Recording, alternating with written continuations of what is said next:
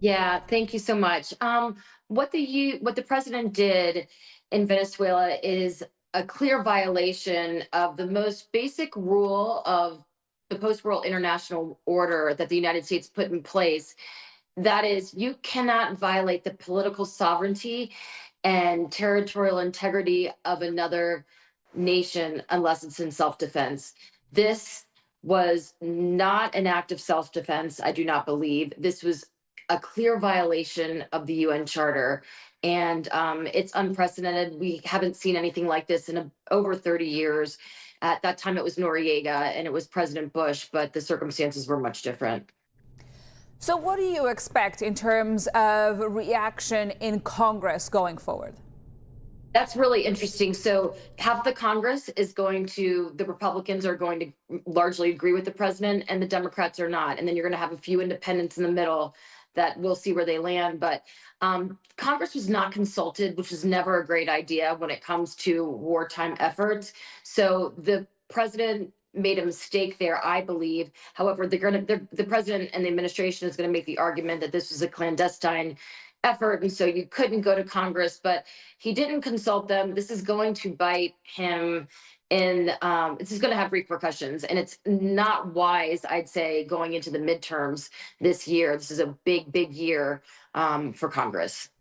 Exactly. There's the midterms happening later this Yeah. year as well. So let's see what sort of political ramifications there will be within the United States. But in the meantime, I'd also like to get your thoughts in terms of the ramifications of this story for other parts of the world. We have heard the president mentioning Cuba, Yeah. Colombia, making comments about Greenland as well. Do you think that he's likely to pursue this kind of action in the other parts of the world? You know, I didn't think this, I would have said years ago, I wouldn't have thought this was possible. But honestly, since the beginning of this administration, the second term, the president has been, staging um, military vessels and deploying troops to Latin America. And I think what we're seeing here shouldn't have been that unexpected given the way that they were deploying. Also, and I think Cuba's probably next. I hate to say this, but half of what America does often when it comes to wartime things is political or has to do with money and oil.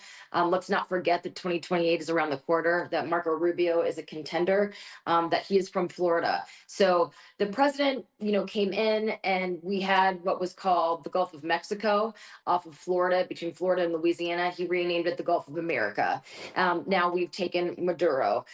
So I think it is likely that other countries in Latin America and Cuba should have their defenses up.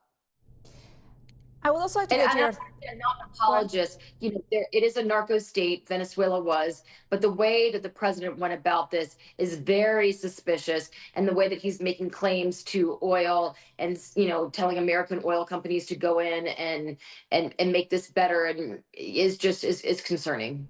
So you're condemning here the way that things were Yes, conducted ultimately. But Sarah, absolutely. from a European perspective, we also have to look at what this means in terms of the conflict and the war between Russia and Ukraine. You've highlighted that other parts of Absolutely. the world need to be aware of what's going on. But how do you think this could pan out from a Russia-Ukraine perspective?